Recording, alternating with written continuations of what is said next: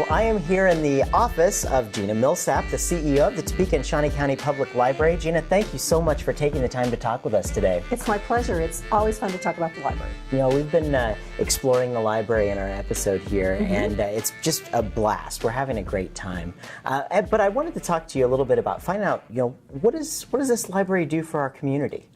Well, actually, I really appreciate that question. Libraries traditionally have contributed to education and literacy in the community. I think that this library has a tradition going back to the mid-1800s, believe it or not, of really being a cultural center for the community as well. So we serve people cradle to grave. We have, there's about 187,000 people that live in Topeka and Shawnee County. 95,000 of them have library cards. Wow. Now, that's pretty awesome. Yeah, it is. But we don't think it's good enough, because here's what we know. Everybody should be a library user, because using the library can make your life better in big and small ways. It might be finding the perfect story or the perfect book for yourself. It might be for students doing their research, doing better in school, getting their homework done. Could be for that adult in the community that's looking for everything from, I'm thinking about putting a deck on my house, to I'm going through a rough time in my life and I need some advice on X. Or I've just gotten a diagnosis from my doctor and I need to have better information so I can ask informed questions. Or I've heard about this Affordable Care Act, but I don't know much about it and I don't have insurance. Is it for me? Libraries in their communities are here to provide objective information.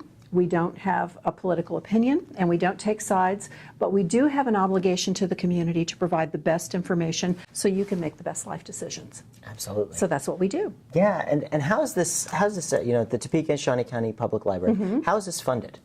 Well, we're a consolidated library district. Okay. And this district was created in the early 1990s, which makes it basically a unit of government, an autonomous unit of government with its own board of trustees. The primary means of funding is through property taxes, as the city and county are both funded by and our schools are funded by. But in addition to that public funding, which is very strong and for which we're very grateful for, the library also has other resources that we use to create these great services and collections and programs that you see here, or our bookmobiles, for instance. Well, it's just not just books anymore. No, it's certainly not. Yeah. No. We do have a Friends and Foundation, both of whom raise funds for us, and you might have seen recently that we're getting a brand new bookmobile. One of 3 that we'll be buying and putting on the road in the next 3 years. And those are being funded through the great work of our foundation, our Friends of the Library, and one of our donors, Capital Federal Foundation, just gave a very generous gift to the library for what we're calling right now Bookmobile number 1. So one of the big challenges for a library with no branches, and we're very unique in that respect, we're one of the few libraries in the country that serves basically a population that we do over 550 square miles. And we go from urban to rural. That's a lot of people spread out over a pretty good piece of ground. Yeah, it is. So our goal is to ensure that the person who lives 20 miles away has the same level of service that the people who live 2 blocks away. So we do that in a variety of ways. We do it with our bookmobiles. We are now working with Shawnee County Parks and Rec. We have computer labs in 6 of the community centers, and hopefully soon that will be 8 of the community centers, where people can go to apply for jobs, work on homework and research, and generally be better connected in their community, improve their computer skills. We also have a program called Library at Work, and we're working with several corporate partners where people in the workplace actually use our catalog and request library books and other materials, and we deliver them to the workplace. So one of our partners is Stormont Vale, as a matter of fact. Yeah. And so we're finding that those are very efficient ways of ensuring that people have access to their library and reaching more people. Yeah. When I was a kid, I grew up in Topeka, and we knew what the library was, obviously. We came here many times, but the tremendous growth that has happened with the library, I think it's spectacular, especially the way That's that good to hear. It's changed so much. I mean, you can get so many more things, and it really has branched out a lot, and the technology behind it is another spectacular thing, because you can make those bookmobiles work for people who maybe can't make it down here to this location. So You're doing great. Well, thank you. Yeah. It always kind of amuses me. I've been a librarian a long time. I got my degree in the previous century, so Lincoln was president then. So a few things have changed. We have plenty of books about that here at the library. You can read. We do. But libraries, public libraries generally, this library too, has never been busier.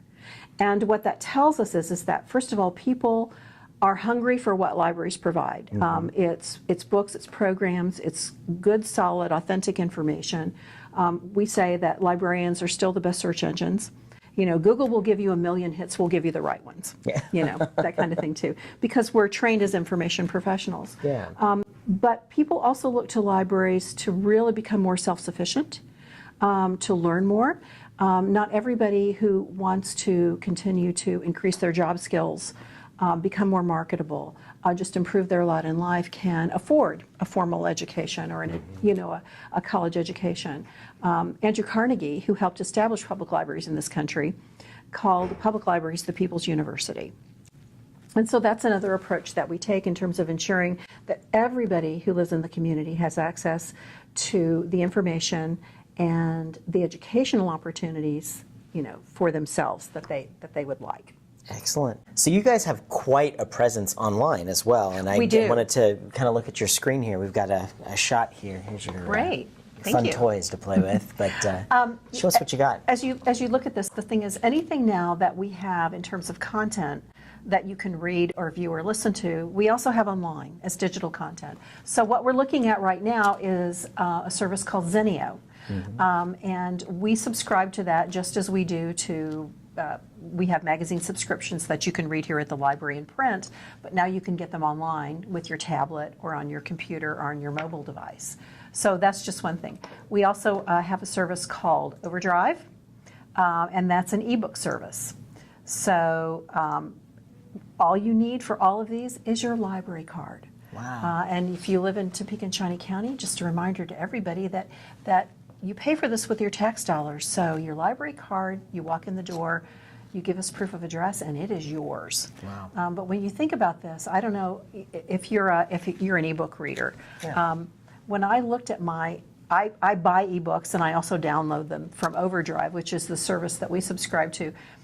And my husband and I had a little conversation about my bill for ebooks, and so it adds up very quickly. So if you start calculating, what it costs if you and your family are reading ebooks, but we also have music online now from a service called Freegal. Another service called Hoopla has theatrical films and e-audiobooks that you can listen to when you're on the go.